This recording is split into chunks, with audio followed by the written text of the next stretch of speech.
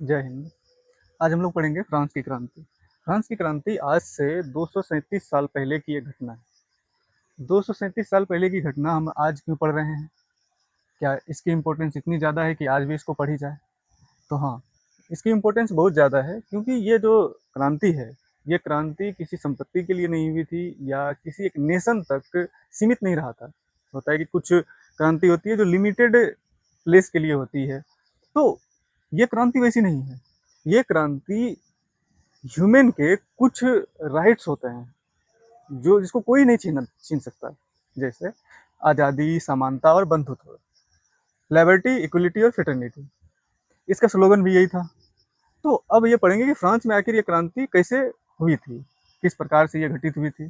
तो हम देखते हैं कि वहाँ का जो समाज है, वहाँ की जो सोशल हायरार्की है, वो कैसी है। तो सबसे जो फर्स्ट स्टेट है, वहाँ स्टेट कहते थे हायरार्की को, स्टेट कहते थे। तो फर्स्ट स्टेट जो पादरी होता था, और जो कुलीन होते थे उसको सेकंड स्टेट कहते थे, और जो कॉमन पीपल होते थे उसको थर्ड स्टेट कहते थे। और इसकी जो जनसंख्या है, इसकी जनसंख्या लगभग इन सभी में से अगर किया जाए तो 100% में से 97%। अब कोई भी क्रांति का जो कारण है, वो एक तो होता नहीं है कि हम बता दें कि इसका कारण सिर्फ यही है कि वहाँ का हायरार्की सिस्टम है। हायरार्की सिस्टम में होती है कि जो नीचे के तबके के लोग होते हैं वो सफ़र कर रहे होते हैं बहुत सारी चीज़ों से, उसको कोई अधिकार नहीं होता, उसको कोई प्रिविलेजेस नहीं मिल रहे होते। लेकिन जो अपर क्लास के होते हैं, जैसे फर्स्ट स्टेट और सेकेंड स्टेट वालों को, वहाँ प्रिविलेजेस थे जो जन्मजात प्राप्त थे। जैसे कौन सा ऐसा प्रिविलेज है जो जन्मजात प्राप्त है? जैसे टैक्सेशन से ये दोनों मुक्त थे, टैक्स नहीं देते थे। उसके बाद जमीन का जो बड़ा हिस्सा था, अगर इन दोनों हिस्सा की बात करें तो इन दोनों के पास जमीन का बड़ा हिस्सा होता था, लगभग 60%। हाँ, कुछ जमींदार इसके भी होते थे, लेकिन 60% लैंड उसी का होता था। और जनसंख्या जो सबसे ज्यादा है वो इसी का है, और टैक्स जो बर्डन है टैक्स का, वो भी कॉमन पीपल पे है। अब इस तरीके से यहाँ की जो समाज की स्ट्रक्चर है, हायरार्की चल रही है। और हायरार्की पूरी दुनिया के लिए कॉमन है, क्योंकि पूरी दुनिया में एक पाई गई है कि हायरार्की पूरी दुनिया के लिए कॉमन चीज। क्योंकि आप भारत में देखेंगे तो भारत में हायरार्की दिखती है, आप फ्रांस में देखेंगे तो वहाँ पे हायरार्की थी। पूरी दुनिया में ये कॉमन थी, क्योंकि किंगशिप जहाँ भी होगा, मोनार्की जहाँ भी होगी, वहाँ पे ऐसा ऑर्डर बनेगा ही बनेगा, हायरार्की बनेगा ही बनेगा, क्योंकि कुछ लोग अपर में होंगे, कुछ लोग लोअर में होंगे। तो इसका फायदा उठा लेते हैं लोग। जैसे आज हमारे पास डेमोक्रेसी है। डेमोक्रेसी का रूप भी क्या है कि वो अपर क्लास वाले लोग जो होते हैं वो पावर को पसंद करते हैं, और जो लोअर क्लास वाले लोग होते हैं वो सर्विस में जाते हैं। लेकिन अगर आप देख इस हायरार्की को समझे तो हायरार्की से एक चीज पता तो चलती है कि जो निम्न वर्ग के लोग हैं, जो कॉमन पीपल है, वो बहुत सफर कर रहे हैं। इनके बीच में उस समय जो है, वहाँ का किसी भी देश का या किसी भी नेशन का, पहले तो नेशन था भी नहीं, नेशनलिज्म आया भी नहीं था, तो जो राजा की लड़ाई होती थी, जो जितना जीत ले उसका हो जाता था। तो सभी तो लगे पड़े थे लड़ने में। तो जब लुई 15 मरा, लुई 15वां की जो जब डेथ होती है, तो उसके जो पोते होते हैं, लुई 16, वो बनते हैं राजा। और उसकी उम्र जो होती है वो होती है मात्र 20 साल। अब उसी समय पे क्या होता है कि जब वो राजा बनता है तो उसका जो राजकोष था वो खाली पाया गया, और शानो शौकत बनाए रखने के लिए खर्च पड़ते हैं, महल को सजाना पड़ता है, बहुत सारी चीजें करनी पड़ती है, उसमें खर्च होता है। और उसी बीच क्या होता है कि फ्रांस में क्रॉप फेलियर हो जाता है। फ्रांस में क्रॉप फेलियर हो जाता है। क्रॉप फेलियर का मतलब है कि जैसे अनवांटेड जो अनयूजुअल नहीं आता है, अनयूजुअली विंटेड मतलब विंटर आ गया, ठंड ज्यादा पड़ गई, ड्राउट हो गया, सुखाड़ ज्यादा पड़ गई, जिसके कारण से क्रॉप फेलियर हुआ। तो अब क्रॉप फेलियर हुआ तो ब्रेड के जो प्राइसेस थे वो बहुत ज्यादा बढ़ गए। अब उस क्राइसिस इतनी बड़ी कि उसको सब्सिस्टेंस क्राइसिस, जीविका संकट हो गई। मतलब खाने को नहीं मिलेगा तो लोग सरवाइव कैसे करेंगे, तो डेथ होने लगी लोगों की। अब इन डेथ की वजह से अब लोगों के पास जब कुछ खोने के लिए नहीं बचता है, तो फिर उसके लिए मायने नहीं रखता कि पावर क्या है, राजा क्या है। तो उस स्थिति में वहां के लोग थे। लेकिन इन सब के बावजूद जो इन सब के बावजूद जो सबसे बड़ी कारण बनेगी, वो बनेगी विचारधारा। क्योंकि क्रांति जब भी होगी तो विचारधारा से होगी, ना कि हम लोग सर्वाइव करने के लिए क्रांति करते हैं। सर्वाइव करने के लिए क्रांति नहीं होती, वो छोटी मोटी होती है। लेकिन अगर हमको बड़ी छाप छोड़नी है पूरी दुनिया में, तो उसके लिए सबसे बढ़िया होता है कि अगर आप विचारधारा के साथ चलो। तो जैसे भारत में भी आएंगे तो जब नेशनलिज्म इन इंडिया देखेंगे तो वहाँ पाएंगे कि विचारधारा की लड़ाई सबसे ज्यादा महत्वपूर्ण होनी चाहिए, ना कि किसी अन्य चीजें। क्रॉप फेलियर होने के बावजूद जो वहाँ के विचारक थे, विचारक में जो जॉन लॉक थे, जॉन लॉक, ये राजा की दैवी शक्तियों को नकारा, डिवाइन पावर। होती क्या थी वहाँ पे कि अब कहा जाता था कि राजा स्पेशल है, उसको भगवान बना के भेजा है, इसलिए वो यहाँ राजा है। तो लोग मानते थे, क्योंकि उस समय ये सब चीज़ें कॉमन थी। राजा डिवाइन पावर होता था, तो ऑटोनोमस पावर की तरह काम करता था। तो उसको पहली बार जो थिंकर थे जॉन लॉक, इन्होंने नकारा, बोला कि नहीं, ऐसी कोई राजा की देवी शक्ति नहीं होती है। फिर उसके बाद अगर हम देखें रूसो को, जैक जैकविन रूसो, अगर हम रूसो को देखें तो रूसो क्या कहता है कि इंसान स्वतंत्र पैदा होता है। कहने का मतलब है कि सीधी बात कर रहा है वो स्वतंत्रता की, वो स्वतंत्रता की बात कर रहा है, समानता की बात कर रहा है। आज से लगभग 250 साल पहले एक ऐसा व्यक्ति पैदा हुआ जो स्वतंत्रता का कॉन्सेप्ट दिया, विचार दिया दुनिया को। और एक और आते हैं मॉन्टेस्क्यू। मॉन्टेस्क्यू ये कहते हैं कि जो राजा है वो पावर, सभी पावर अपने पास रखता है, तो सभी पावर अगर अपने पास ना रखा जाए, बांट दिया जाए, तो व्यवस्था जो है वो अच्छी हो सकती है। तो मोंटेस्क्यू कहा कि 3 भाग में बांटो, सिस्टम में 3 भाग करो। 3 भाग में क्या क्या होना चाहिए? तो बोला लेजिस्लेटिव होना चाहिए, जिसको हम लोग आज कहते हैं विधायिका। और क्या होना चाहिए? तो बोला एग्जीक्यूटिव होना चाहिए, कार्यपालिका।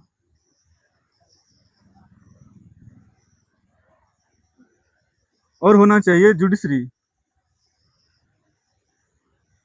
जुडिशरी होना चाहिए, न्यायपालिका। न्यायपालिका होनी चाहिए। अब लेजिस्लेटिव काम क्या करेगी? तो मोंटेस्क्यू बताते हैं कि लेजिस्लेटिव जो होगा वो कानून बनाने का काम करेगा, विधि बनाने का काम करेगा, इसीलिए इसको हम लोग विधायिका कहते हैं।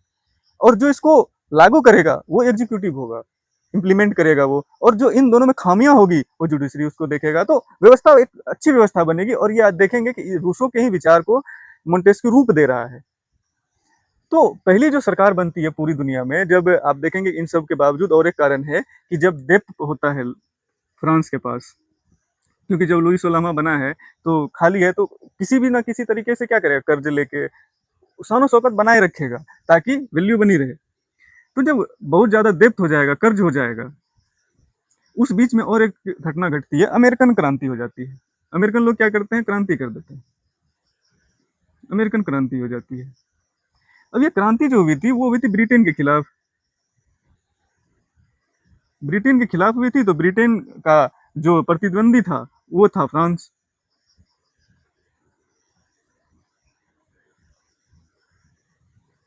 प्रतिद्वंदी, कॉम्पिटिटर। अब ब्रिटेन जो अमेरिका का था, वहां 13 स्टेट ही थे तभी, मतलब 13 उपनिवेश कहते हैं उसको।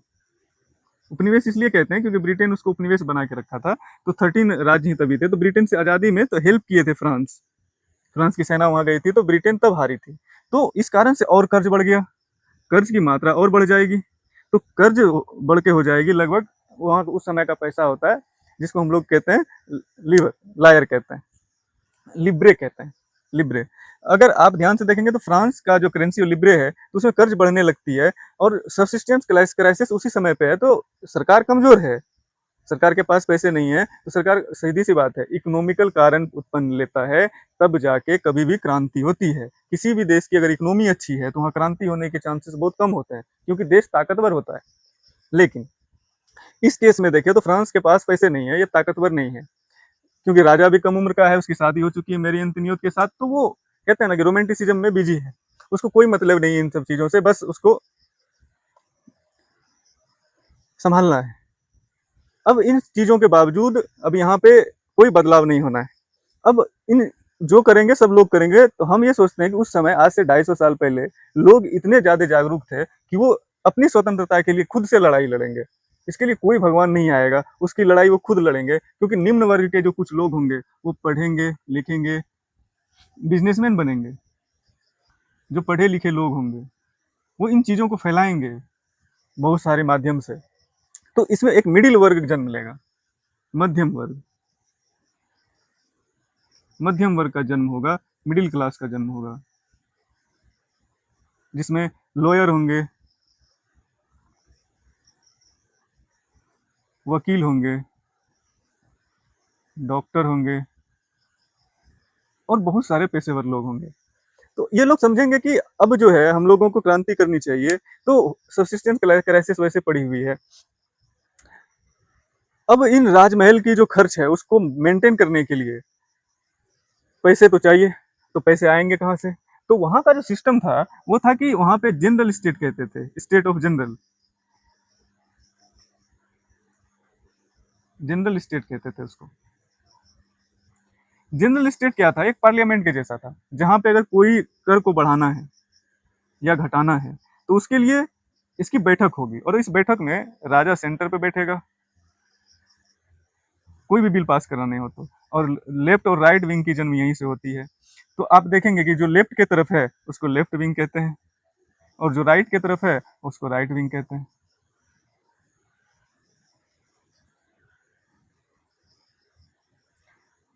इधर आम आदमी, क्योंकि लेफ्ट विंग वही होगा जो उसका विरोधी होगा, आम आदमी का है ये। और इधर बैठेंगे नोवेल और क्लेर्गी, ये राइट विंग होंगे, इधर भी बैठेंगे समर्थन में। तीन लोग हैं तो तीन कैटेगरी बनेगी, नोबल, क्लेर्गी और कॉमन पीपल।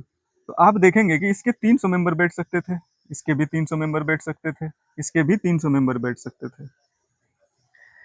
अब इसके भी 300 मेंबर नहीं नहीं, इसके 600 मेंबर बैठेंगे क्योंकि इसकी संख्या ज्यादा है। तो उस समय क्या ये प्रावधान था कितने लोग बैठेंगे, पर जो भी बिल पास होता था वो राजा की मर्जी से ही होता था, क्योंकि ताकतवर राजा बिल पास करवा लेता था। और इन सब की बनावट ही ऐसी थी कि बिल पास करवाना आसान था। जैसे अगर हम नोवेल और कलर्गी को देखें तो ये ग्रुप एक वोट कर सकता है, ग्रुप होती थी, पूरे 300 लोग मिलकर एक वोट करेंगे, ये भी 300 मिलकर एक वोट करेंगे, और ये 600 मिलकर एक वोट करेंगे। तो स्वाभाविक सी बात है ये दोनों को प्रिविलेजेस प्राप्त हैं, तो ये दोनों अपनी अपनी बातों को मिला के वोट करके जीत जाएंगे और राजा से कोई भी बात मनवा लेंगे। तो कंट्रोल इसी का होगा, राजा वो भी ऑटोनोमस पावर है तो उसको वैसे लोग कुछ नहीं कर सकते। अब बोलने की ताकत है नहीं, इकोनॉमी अच्छी थी लुईस 15वां के समय पे, वो थोड़ा लुई 14वां से खतरनाक शासक था तो मार काट करके बंद कर देता था क्रांति को। ये थोड़ा सा कमजोर राजा था, कहा जाता है इसके बारे में कि तो कमजोर राजा था, इसको मेच्योरिटी आई नहीं थी, पर राजा बना, मजबूरी में बना था क्योंकि डेथ हो गया था, नहीं तो उसके दादा बनाते भी नहीं उसको। अब जब आप देखेंगे तो इस बार क्या होगा कि इसमें जो मिडिल क्लास के लोग हैं, जो मध्यम क्लास के लोग हैं, और इसके इसका जो साथ दे रहा है वो क्लेर्गी में से एक आता है आवेसीए, और देखेंगे कि नोबल थे मिराबियो, दोनों इसका साथ देते हैं, उसको लीड करते हैं। तो कहा जाता है कि लगभग 40,000 लोगों से पत्र लिखवाता है, 40,000 पत्र के साथ वो जाता है, 40,000 प्लस में पत्र के साथ वो जाता है। उसमें बहुत सारी चीज वही डिमांड लिखी हुई है, सब अपने अपने बात कह रहे हैं। तो अब यहाँ पे सवाल ये उठता है कि अगर हमको इतने सारे लोग समर्थन में हैं, ऊपर से कुछ क्लेर्गी के लोग, कुछ नोबेल लोग हैं, तो इसकी ताकत बढ़ेगी क्योंकि तो राज्य की ताकत घटी हुई है। तो इससे होगा क्या कि अब ये लोग डिमांड कर देंगे कि ठीक है कोई भी बिल पास करो, लेकिन एक काम करो, सबको एक एक वोट देने का अधिकार हो। अब यहाँ पे स्वाभाविक सी बात है कि दिमाग लगाया गया तो बोला गया यही डेमोक्रेसी का रूप है। पहली बार देखेंगे कि रूसो सच हो रहा है, और उसको सच कर रहे हैं कौन लोग? ये कॉमन पीपल। क्या कह रहे हैं? कह रहे हैं कि सबको एक एक का वोट का अधिकार हो, मतलब 300 वोट ये दे, 300 वोट ये दे, 600 वोट हम करें। अब पलड़ा भारी हो जाएगा। पलड़ा इसलिए भारी हो जाएगा क्योंकि अब जो है जीतना थोड़ा सा मुश्किल हो जाएगा यहाँ, क्योंकि इसमें से कुछ लोग होंगे जो हमदर्दी रखते होंगे, वो वोट कर देंगे। तो 300 वोट इधर है, 300 वोट इधर है, 300 वोट इधर है, 300। अब ये जीत जाएगा क्योंकि अब राजा इसको नहीं मानता है, तो क्या करेंगे लोग? छोड़ देगा इसको। क्या क्रांति को इसी तरीके से छोड़ दिया जाएगा कि अधूरे? तब जाके देखेंगे कि ये होती है 5 जून को, ये बैठक 5 जून को होती है, और 5 जून को ये बैठक होती है, और 10 जून, 20 जून की बात होती है जो ओथ लिया जाता है टेनिस कोर्ट में जाके। 20 जून को एक टेनिस कोर्ट होता है, उसी को ये लोग नेशनल असेंबली घोषित कर देते हैं, नेशनल असेंबली घोषित कर देते हैं। और यहाँ पे कहा जाता है इसी को टेनिस टेनिस कोर्ट ओथ। कहता है ये लोग बोला कि अब हम शपथ लेते हैं कि जब तक राजा की शक्ति को कम नहीं किया जाता तब तक हम लोग, कम करने के लिए एक संविधान का निर्माण हम लोग नहीं कर लेते, तब तक हम लोग टेनिस कोर्ट से हिलेंगे भी नहीं। अब इन सब के बावजूद जो सब्सिस्टेंस क्रॉप फेलियर है, जो सब्सिस्टेंस क्राइसिस चल रहे हैं, उनके बीच में एक अफवाह फैल जाती है कि राजा जो है वो कुछ लठैत को भेज रहा है, लुटेरिए को भेज रहा है। कहाँ भेज रहा है?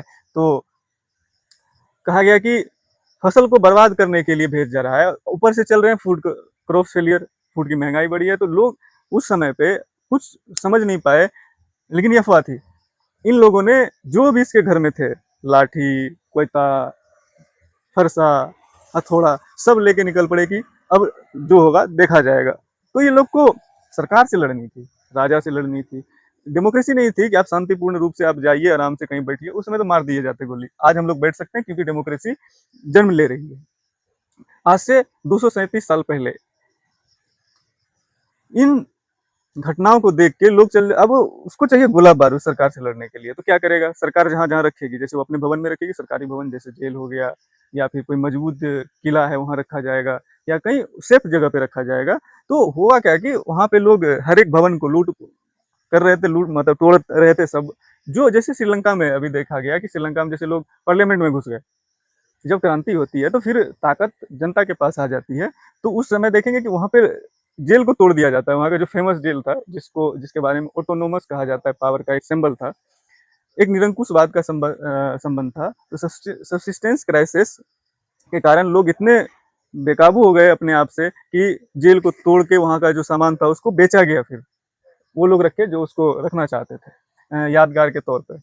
तो ऐसे घटना घटी, लेकिन उसमें से बहुत कम, जैसे होता है ना, भगत सिंह को कैद कर लिया, दूसरे में रेवोल्यूशनरीज को ये लोग कैद कर लेते थे, तो उसी को तोड़ा। हालांकि उसमें से 7 ही थे, लेकिन फिर भी वहां का जो कमांडर था वो मारा गया, जो जेल के कमांडर थे।